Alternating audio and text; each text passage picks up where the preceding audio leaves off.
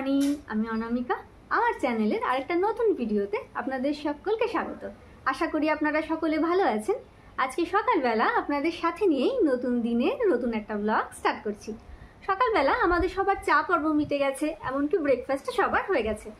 আর আজকে লাঞ্চের জন্য কিন্তু আমাকে খুব বেশি ঝামেলা করতে হবে না, কেননা কালকেই সবাই বলে রেখেছিল যে আজকে দুপুরবেলা খাবে সবাই পান্তা ভাত। যা গরম পড়েছে না, দুপুরবেলা ঠিকঠাক মতো কেউ খেতেই পারছে না, তো সেই জন্যই এই পান্তা ভাতের ব্যবস্থা। কালকে রাতেই তো এই ভাতের ব্যবস্থা করে রেখেছি, আর তার সাথে এই পান্তা ভাতকে তৃপ্তি মতো খাওয়ার জন্য আরও তো কয়েকটা আইটেম লাগবেই। তো এখন সেগুলোরই ব্যবস্থা করব আস্তে আস্তে। তাহলে চলুন আপনারা আমার সাথে থাকুন, আর আমি কি করছি না করছি ভিডিওর মাধ্যমে দেখতে থাকুন। পান্তা ভাত কি ঝাল ঝাল মুসুর ডালের বড়া ছাড়া ভালো লাগে? তো সেজন্যই আজকে সকালে ডালটা ভিজিয়ে রেখেছিলাম, এখন সেটাই বেটে নিচ্ছি। মুসুর ডাল ছাড়াও আমরা বিউলির ডাল কিংবা মটর ডাল দিয়েও বড়া বানাতে পারি। অনেকেই কিন্তু আবার এই পান্তার সাথে পোস্তর বড়া খেতেও ভালোবাসেন। মোটমাট এই পান্তা ভাতের সাথে একটু ভাজাভুজি কিংবা বড়া বা পকোড়া যাই বলুন না কেন, এগুলো না হলে কিন্তু ভালো লাগে না। আমার কথা বলতে বলতে মুসুর ডালটা বাটা হয়ে গেছে। আপনারা চাইলে যদি মিক্সিতে বাটেন তাহলে তো আরও ভালো, আরও শিগগিরই হয়ে যাবে কাজটা। এবার আমি এটা তুলে নিচ্ছি, আর এর মধ্যে তো বেশি কিছু দরকার নেই। হলুদ, লবণ, কাঁচা লঙ্কা আর পেঁয়াজ কুচি দিয়ে ভালোভাবে মেখে ব্যাস তারপর পকোড়াটা বানিয়ে নিলেই হলো। এই গরমের দুপুরবেলা যখন কিচ্ছু খেতে ইচ্ছে করে না, তখন ঠান্ডা ঠান্ডা পান্তা ভাতের সাথে যদি ভালোভাবে লেবু, কাঁচা লঙ্কা চটকে তার মধ্যে ঝাল ঝাল মুসুর ডালের বড়া আর সাথে আলু কিংবা বেগুনের ভর্তা থাকে, তাহলে কিন্তু বাঙালির আর কিছুই লাগে না।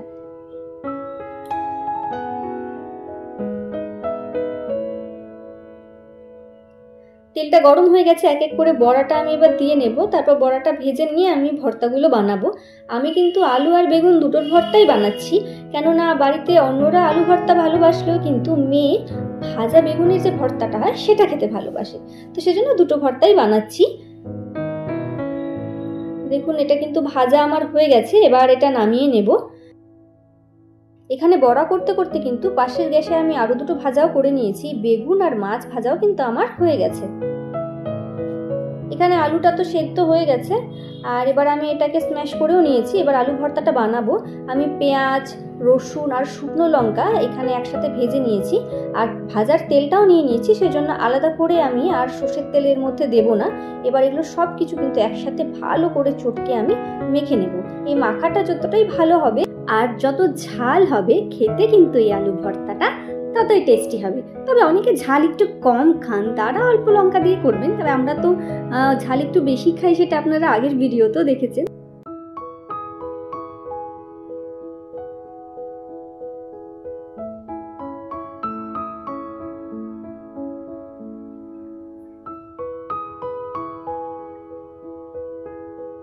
এবার আমি বেগুনের ভর্তাটা বানাবো। বেগুনটা যেহেতু ভাজা আছে, তো ভাজার সময় বেগুনের মধ্যে তেল তো অনেকটাই চলে এসেছে, সেজন্য আমি আলাদা করে আর কাঁচা সর্ষের তেলের মধ্যে দিচ্ছি না। এই বেগুনটার মধ্যে আমি এবার ভেজে রাখা টমেটো, একদম নরম করে ভেজেছি টমেটোটা, সেই টমেটোটা দিয়ে দিলাম। আর দিয়ে দেবো এবার কুচনো পেঁয়াজ আর তার সাথে কাঁচা লঙ্কা। চাইলে কিন্তু টমেটোটা আপনারা কাঁচা অবস্থাতেও কুচি কুচি করে কেটে দিতে পারেন। তো এবার আমি লঙ্কাটা দিয়ে ভালোভাবে কিন্তু বেগুনটাকে মেখে নেব।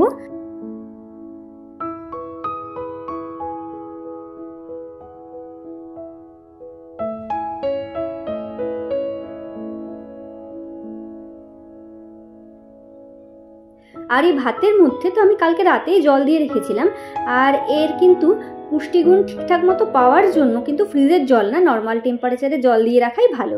এবার গাছ থেকে একটা লেবু পাতা ছিঁড়ে নিয়ে এসেছি। এটা ভালো করে কিন্তু ছোট ছোট করে টুকরো করে ছিঁড়ে আমি এই ভাতের মধ্যে দিয়ে দেব। দিয়ে একটু ভাতটাকে নাড়াচাড়া করে নেব, যাতে লেবু পাতার গন্ধটা ভাতের মধ্যে চলে যায়। এভাবে আপনারা একবার দিয়ে দেখবেন, খেতে কিন্তু বেশ ভালো লাগে। আর এই পান্তা ভাত যে শরীরকে শুধু ঠান্ডা রাখে তাও কিন্তু না, এই পান্তা ভাতের কিন্তু অনেক উপকারিতাও রয়েছে। এই পান্তা ভাত শরীরের ইমিউনিটি বাড়াতে সাহায্য করে। যাদের অ্যানিমিয়া রয়েছে তাদের জন্য, এমনকি আয়রন ডেফিসিয়েন্সি রয়েছে যাদের, তাদের জন্য এই পান্তা ভাত কিন্তু ভীষণ উপকারী।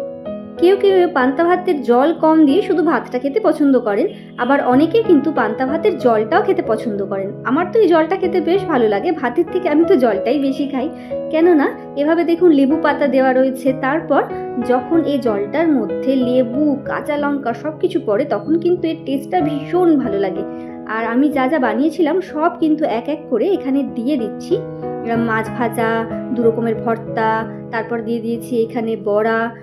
আর এই পান্তা ভাতে সব থেকে যেটা লাগবে, একদম ভালো লাগে না যেটা ছাড়া, সেটা হলো কাঁচা পেঁয়াজ, সেটাও দিয়ে দিয়েছি। এবার দিয়ে দিলাম কাঁচা সর্ষের তেল, আর তার সাথে কাঁচা লঙ্কা, আর থাকছে লেবু। এই হচ্ছে আজকে আমাদের দুপুরের টেস্টি লাঞ্চ। এবার আমরা খাওয়া দাওয়া করে নেব, আর ভিডিওটা আমি আজকে এখানেই শেষ করব। নেক্সট আপনাদের সাথে খুব শিগগির দেখা হবে নতুন আরেকটা ভিডিও নিয়ে। ততক্ষণ পর্যন্ত সুস্থ থাকবেন, ভালো থাকবেন।